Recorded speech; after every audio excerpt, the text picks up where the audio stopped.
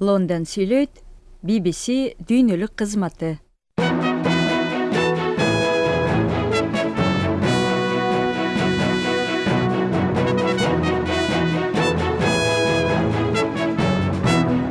Ободо BBC'нин апта соңундагы жыйынтыктоочу программасы. Аны мен Эланора Сагындык кызы алып барып жатам. Саламатсыздарбы? Бул аптада дүйнө коомчулугунун көңүл борборунда Афганистан темасы болду. Талибан улам кулачын жайып жаткан бул өлкөнү алдыда эмне күтөт? Эмне үчүн Россия Борбор Азиядагы коопсуздукка тынчсызданат? Орус эксперти менен талдайбыз. Если ситуация пойдет по негативному сценарию, по эффекту домино может и отразиться на безопасности России. Бул аптада BBC'нин жаңы иликтөөсү чыкты. Анда Ливиядагы жарандык согушта Россиянын жалдама аскерлери көмүскөдө иш алып барганы ашкереленди. Вагнер тобу деген ким? Жана ал эмне иш кылат? Түшүндүрүп беребиз. Аталган топ биринчи жолу 2014-жылы Украинанын чыгышындагы жаңжалда орусиячыл сепаратисттерди колдоп жүргөндө ачыкка чыккан. BBC'де калыңыздар.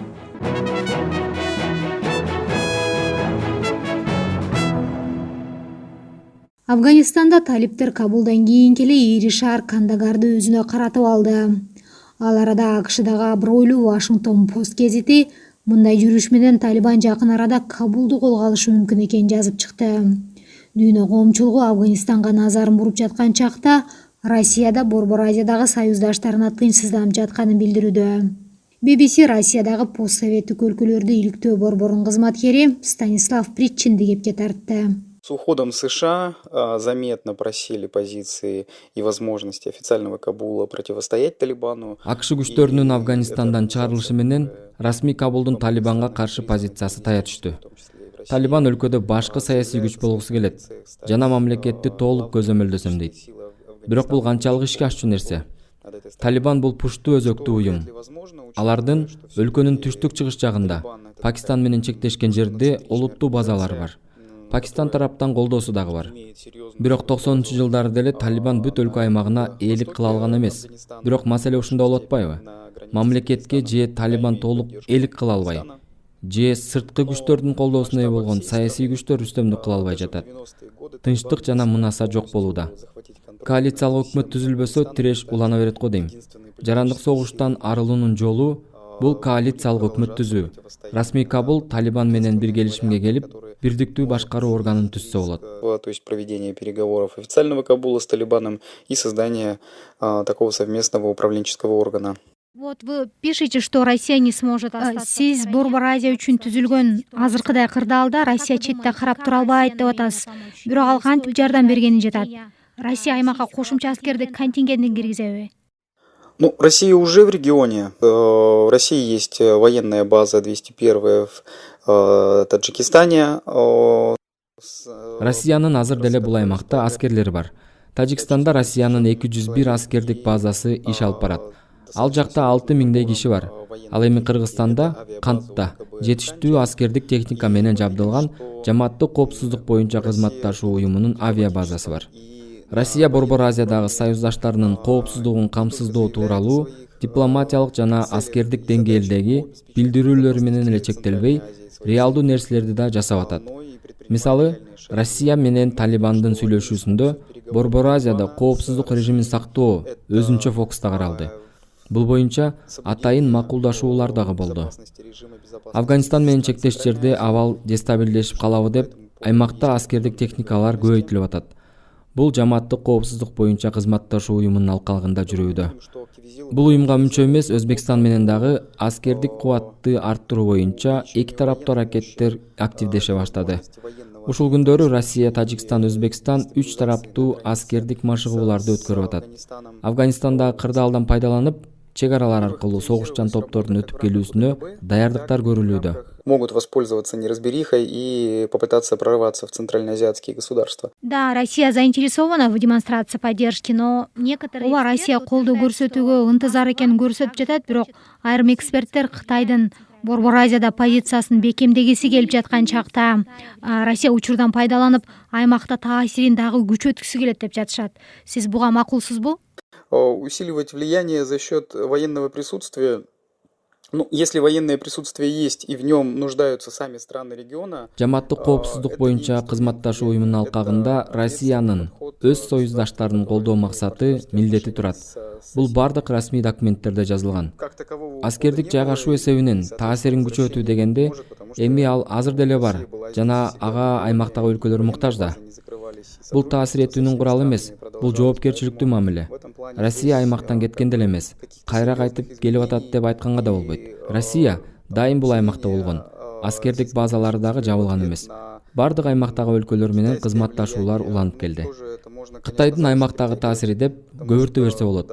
Ооба, Кытай өнүгүп келе жаткан держава катары амбицияларын билдирип келет. Бирок Борбор Азияда ал негизинен экономикага басым жасайт. Бул жерде Россия менен Кытайдын геосаясий тирешүүсү жок. Россия азыркы кырдаалдан пайдаланып, аймактагы таасирин дагы күчөткүсү келет дегенге макул эмесмин. Россия союздаштарынын коопсуздугун гана камсыздагысы келет.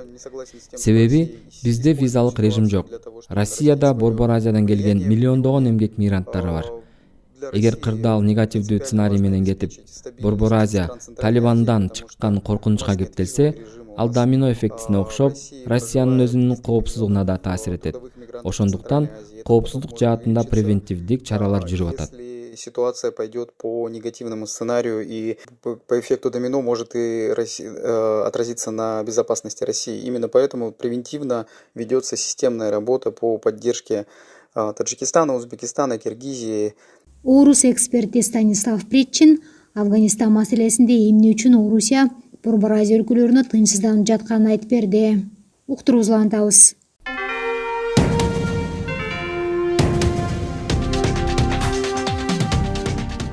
Бул толкунда Лондон BBC'нин кыргыз редакциясынын берүүсү.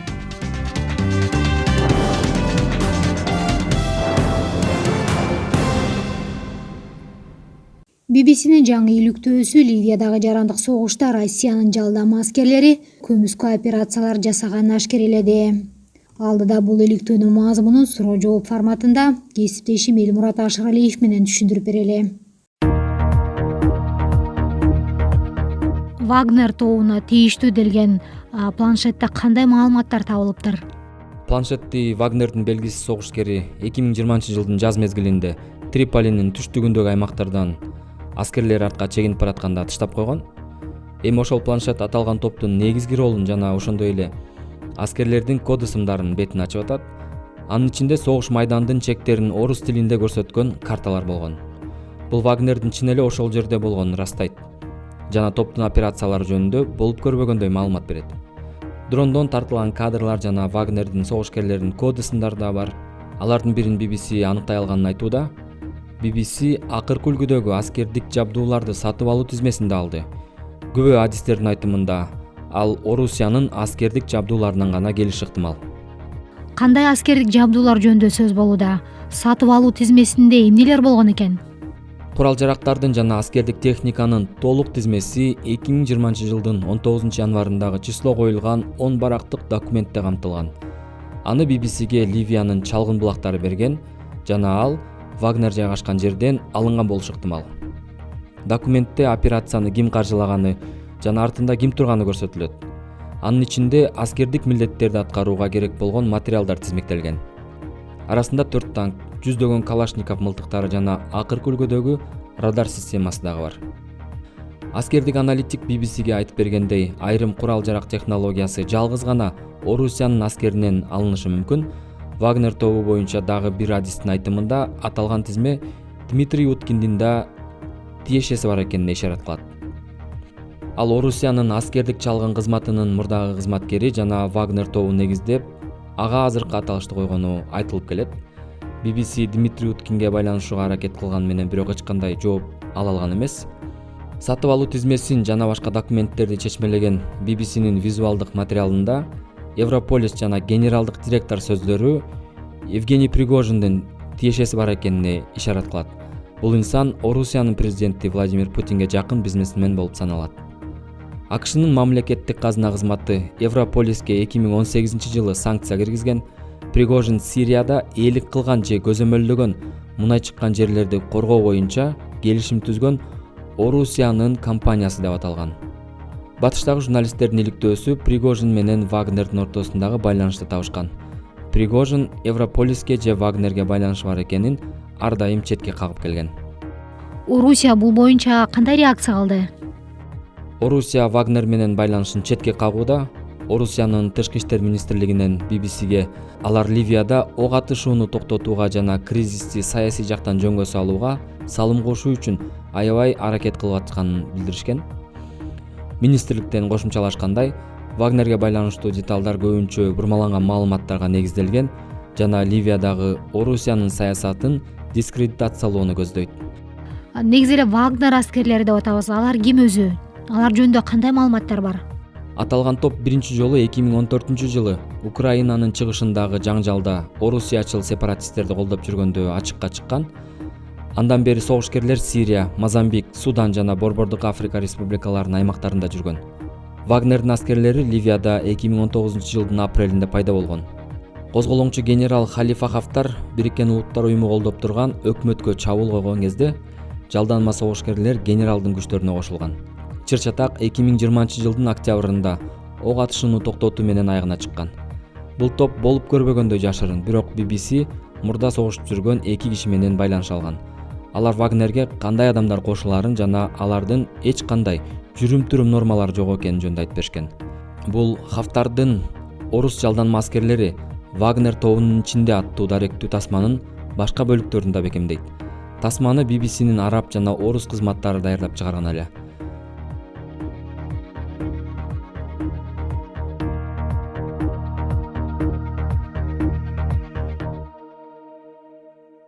Рахмат Элмурат, BBCнин Вагнер тобу тууралуу жаңы иликтөөсүн түшүндүрүп бердик.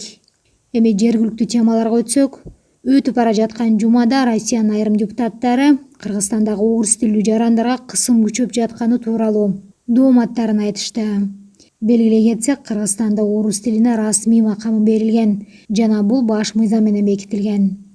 Россияда иш алып барган Кыргыз конгресси уюм президенти Кубанычбек Кожоев бул Россиядагы быйыл өтчү парламенттик шайлоо алдында болуп жатат деп, орус саясатчылары саясий кызыл кулакты кылып жатышы мүмкүн деген пикирин BBCге билдирди.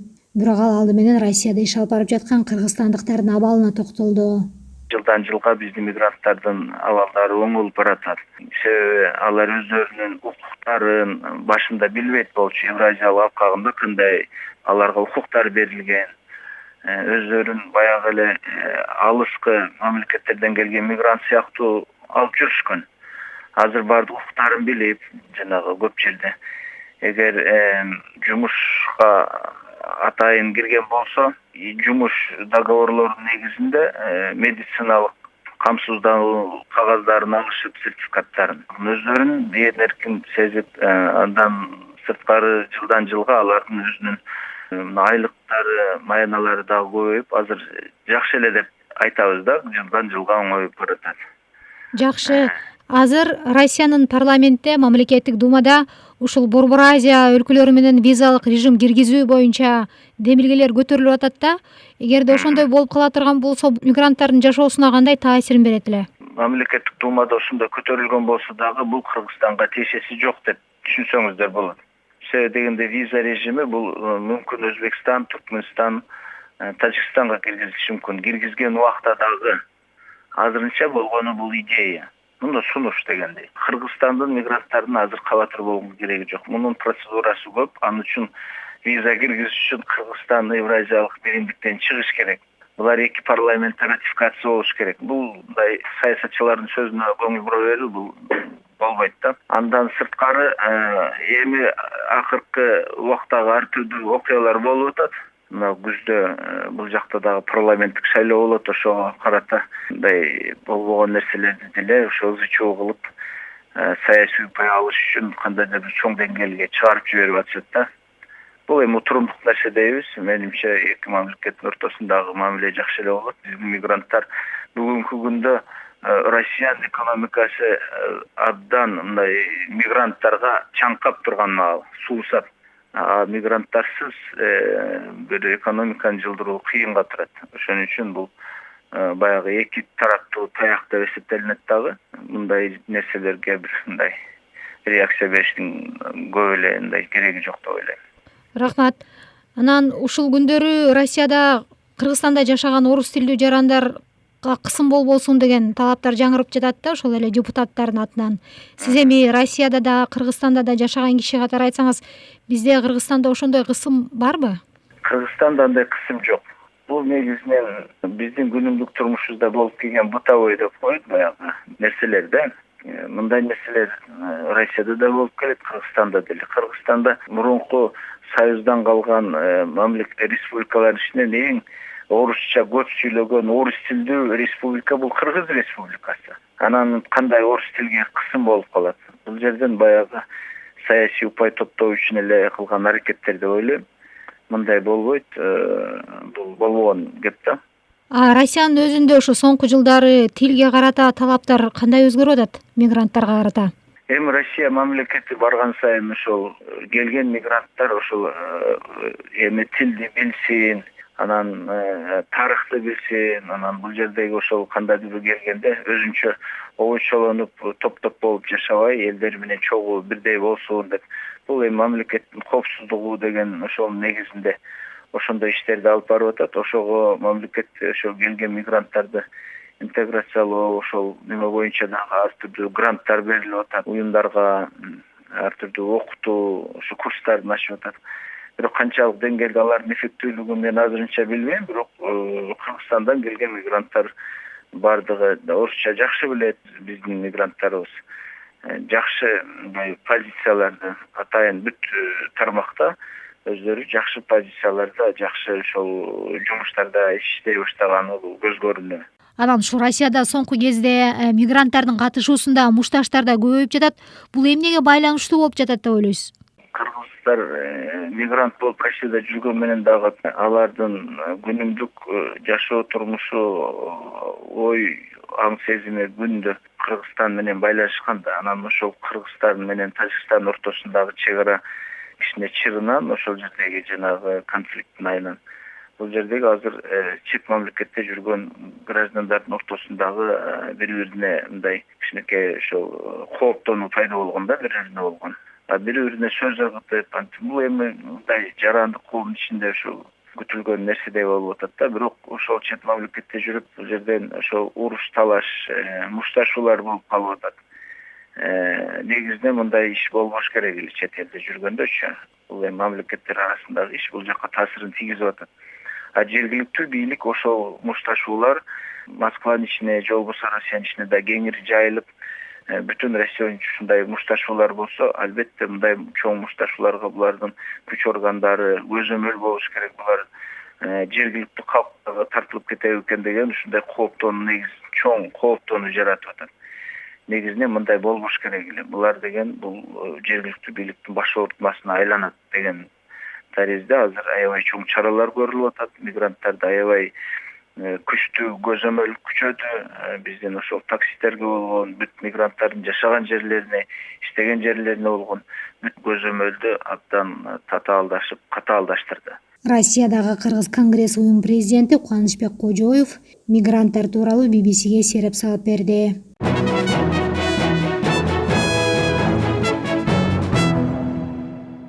Бул аптада дагы бир көңүл чордондагы тема бул быйыл жаңы окуу жылы 15 сентябрда башталат деген кабар болду. Өлкөдөгү эпид кырдаалдан улам Кыргыз өкмөтү ушундай чечимге келген. Ага чейин бүт Кыргызстан боюнча мугалимдердин кеминде 70%-ын эмдөөнөн өткөрүү пландалып жатат. Мээрим Догдурбекова теманы улантат. Быйылкы окуу жылы адаттагыдай 1 сентябрда эмес 15 сентябрда башталмай болду. Тийиштүү токтомго министрлер кабинетинин төрагасы Улукбек Марипов кол койду. Мындай чечимдин башкы себеби мугалимдердин 70%-ы окуу башталганга чейин эмдөөдөн өтүшү керектиги менен түшүндүрүлдү. Билим берүү министрлигинин билдирүүсүндө токтомдун окуу иштерине зыяны тийбей турганы белгиленет. Эң биринчи максатыбыз бул балдардын коопсуздугу. 2 жума болсо дагы вакцинацияны алат, даярдык көрөбүз дагы. Анан ошондо 15 сентябрдан башталган окуу жылыбыз. Дейт мектептеги билим берүү башкармалыгынын башчысы Марат Усиналиев. Ал эми республикалык эмдөө борбору бүгүнкү күнгө өлкө боюнча мугалимдердин 51% вакцина алганын белгилеп, 15 сентябрга чейин көрсөткүч талап кылынган 70%га жетерин ишендирди. жогорку окуу жайлардагы жанагы дошкольный жана школьный учреждениядагы педагогторду алганбыз. Алардын саны 110 миңден ашуун адам. Эми анын ичинен биздики азыркы учурда бүгүнкү күнгө 56 миң адам вакцинадан өттү. Бул 51% түзүп атат. Дагы биз мисалы 15 күндүн аралыгында негизи 70% деп атабыз. 70%га биз жетебиз буюрса. Деди Республикалык эмдөө борборунун баш кадиси Азим Кыргызбаев. 1-сентябрда балдарын мектепке алып барып көнүп калган Кыргызстандын калкы үчүн бул чечим күтүүсүз болду. Балдардын 1-сентябрда окуганы жакшы, эми 15 күндүн арысы бериси кайсы? Илгертеден келаткан бул 1-сентябрь билим күнү да, чындыгында билим майрамы. Ошол күндү балдар күтөт, ата-энелер күтөт. Даярдык менен канча сүйүнүп аткан балдар эми кайра кичине шабайлар сойтушат го, мындайча айтканда, кыргызча айтканда. 1-сентябрда эле башталган жакшы го. Былтыр дагы ошо мына кызым 1-классты ошо пандемияга байланыштуу биз онлайн менен окуганбыз. Анан ошого жараша булар азыр дагы окуй турган убагыда. Ошо сентябрда как положено эле ачылса деп ойлойм да. Деп ата-энелер өз ойлорун айтышты. Айрым мугалимдер бул маселе окуу процессине кедергисин тийгизиши мүмкүн дешет. Балдарды 15-ине жылдырып артка окутуп койгонуна мен туура эмес көз караштамын. 15 күндө эмненин тагдыры чечилмегиле. Бул вакцинацияга карата шылтоо деле эмес болуш керек, эч нерсе чечпейт деп ойлойм мен. 15 күндө кандай материалдар, пландарыбыз артта калып, ошо материалдан балдар артта калып, мындай артка жылып деле калышы мүмкүн да. Канча пландардан артта калып калатабыз. Деди Кан шаарынын номер 2 мектеп гимназиясынын мугалими Бактыгүл Мусуралиева. Мээрим Догдурбекова, BBC.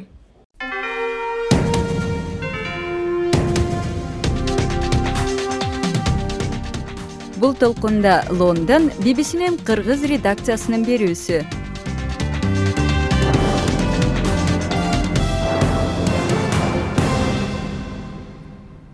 Сиздер BBC'нин апталык талдоочу программасын угуп жатасыздар. Аны мен Эленора Сагындык кызы алып барып жатам. Соңунда эми спорт темасында. Токиодо өткөн Олимпиада оюндарында Беларусь атлетчиси Кристина Тимановскаянын саясий башпанек сурап, Польшада калганы негизги саясий өңүтү болду. Бирок анын окуясы биринчи жолу орун алып жатат дегенге болбойт. Буга чейин да Олимпиада оюндарына келип, бирок ар кандай себептер менен мекенине баруудан баш тарткан спортчулар тууралуу дүйнө чабыт уктуруусунда сөз болот. Аны коомдук ишмер Алмаз Окен жана журналист Азимжан Ибраимов алып барышты. Саламатсыздарбы? Мына ошентип жайкы Олимпиада оюндары дагы артта калды. Бир далай спортчулар өз мүмкүнчүлүктөрүн, чеберчиликтерин көрсөтүү аркылуу өз мамлекетин даңазалаганга жетишти. Ал эми айрым спортчулар ошол Токиодо же болбосо Европанын башка бир өлкөлөрүнө өтүп кетүүгө аракет кылган учурлар дагы кездешти да. Мисалы, Белоруссиянын жеңил атлетчиси Кристина Тимановская өз тренерлеринен көргөн кысымдан кийин Токиодо калып, андан кийин Польшадан саясий калкан сурашына мажбур болду.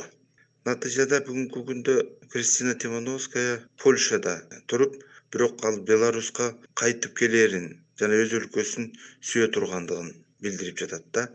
Мына ушундай эле Олимпиаданын катышуучусу Уганданын спортсмени, оор атлетчи Джулиус Сикиталека дагы Токиого Олимпиадага катышам деп келип, квалификациядан өтпөй калып, кайра өз мекенине кайтып келүүдөн баш тарткан. Себеби Угандада жашоо өтө оор экендигин, спорттук карьераны улантуу мүмкүн эмес экендигин жана ушул Япония өлкөсүндө эмгектенип, өз жашоосун улантууну каалай тургандыгын билдирген да. Бирок Япониянын өкмөтү бул спортчуну өз мамлекетине кайтарып берүүгө мажбур болду. Эми мындай окуялар, башкача айтканда, чет өлкөлүк спортсмендердин башка өлкөгө барып, анан калып калуу аракеттерин жасаган, же ошол жакта калып калган учурлар абдан эле көп. Мисалы, биздин Советтер Союзунун убагында деле мындай окуяга кездешип, жанагындай чет өлкөдө калып калган учурлар болгон.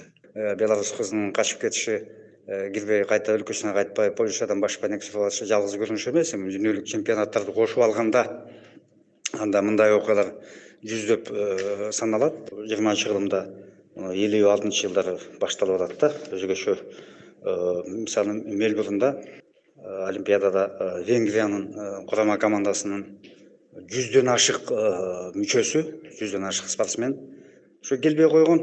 Келбей коюп 1918-жылкы улуттук желегин көтөрүп алышып, ошо жакта калып, биз батыштан башпайнек сурайбыз. Биздеги саясий режим бизге ылайыксыз, биз өлкөбүздү танабыз, чанабыз бизге ылайыксыз болуп атат, бизди куугунтуп атат деген ниетте жүйө менен калып калышканда, келбей коюшкан. Ушундай эле нерсени окуя мында Чехияда көп болгон да. Чехословакиядагы оюндар Олимпиададан кийин 11 спортсмени качып кеткен. Анан аларды кийин кармап жазалашкан. Түндүк Кореясы, Кытайдан качкандар дагы. Эң абсолюттуу чемпион бул Куба. Куба ушул спортсмендер качып кеткендиги боюнча абдан көп өлкө болуп эсептелинет. Мына ушул Кубадан бардык спорттун түрлөрү боюнча мыкты дегендери ар кайсы улам бир олимпиадада, улам бир өлкөгө качып кеткени белгилүү. Ошондуктан Кубаны бул олимпиададан башка өлкөлөргө качып кеткендердин дагы чемпиону деп мында тамаша ретинде спорт чөйрөсүндө көп айтылат да. Туура эми жана айтканыбыздай мындай мисалдарды көп эле келтирсе болот. Мына ошол СССРдин убагында ушул көркөмдүктүү боюнча Олимпиаданын чемпиондору болушкан 60-жылдары. Дүйнөнүн чемпиону болушкан, Европанын чемпиондору болушкан өткөн кылымдын 60-жылдарында. Людмила Белоусова менен Олег Протоповдорду алсак болот да. Булар ушу спорттук жанагындай гастролго барышып, анан Швейцарияда калып калышпады. Жашоосун ошол жакта улантышты. Бирок СССРда аларды көп учурда чыккынчы катары дагы баалаган учурлар болду да. Өзгөчө алардын туугандары куугунтукка алынып, аларды кызматтан четтетишип, абдан оор турмушта жашашкан учурлар болгон. Мисалы, Виктор Коршной деген советтик шахматчы. Ал СССРдин көп жолку чемпиону болгон. Дүйнөлүк чемпионаттарга катышкан. Анан деле 1976-жылы эл аралык ушул шахмат боюнча мелдеш болуп, Амстердамда СССРга келбей койгон, батышта жашоону каалаган. Эми ал деле биринчи эмес болчу да. Чындыгында өткөн кылымдын 20-жылдарында мындан туура бир кылым мурда баягы белгилүү шахматчы Александр Алёхин деле ушул Францияга барып, анан ошол жака туруктуу жашап калып калбады беле. Мындай учурлар бизде абдан көп болгон. Ошол качып кеткен спортсмендер эмне үчүн качкандыгын албетте саясий режимдин жагымсыздыгы, куугунтуктоо жана башкалары менен ушундай идеологиялык мотивация менен түшүндүрүшөт. Бирок негизгиси түп аягы келип эле Карл Маркстын мыйзамына баш ийишет окшойт. Ушул акча наркы, акчанын баалуулугу, ошол жеке жашоосунун кызыкчылыгы, керт баштын кызыкчылыгы алгачкы планда турат окшобой. Болбосо кайсы өлкө болсо эле мисалы Кубадан качкандарды изилдешкенде, иликтешкенде, себебин аныкташканда болгону 20 гана доллар ошол мезгилде ошол Кубаны алчу экен. Андан тышкары Олимпиадада дүйнөлүк чемпионлукта утуп алган сыяксынын 89% мамлекетке өткөзүп беришип койгон, калган өзүндө калчу экен. Анан ошондон кийин анан Куба жанагындай сыякаларды коюп, ошондон кийин жана биз өткөндө кеп кылгандай спортсмендер Олимпиаданы уткандарга акчалай мотивациялоо маселесин дээрлик баардык дүйнө айрым гана мамлекеттерде, Англия сыяктуу мамлекеттерде эске албаганда ошол колдонуп келип атышат да. Эми батыштын өзүнөн качкан спортсмендер мына ушул акча маселеси дагы негизги роль ойнойт окшобойбу? Мындай кубаттуу, күчтүү экономикасына спортсмендерге жакшы көңүл бөлгөн мамлекеттерден андай качканы азыраак экени мында анализ көрсөтүп турат да. Дүйнө чабыт уктуруусу болду. Аны алып барышкан коомдук ишмер Алмаз Окин жана Азимжан Ибраимовдор болушту. Сиздер соңку жарым саат BBC-nin апталык талдоочу программасын уктуңуздар. Аны мен Эленора Сагындык кызы алып бардым. BBC-ni YouTube аркылуу гана эмес, Facebook аркылуу да таап турсаңыздар болот. Биздин негизги жаңылыктар bbc.com кыргыз сайтында. Кирип күн сайын баш жаңылыктар менен таанышып туруңуздар. Дем алыштар ойдогудай өтсүн, жакшы алыңыздар.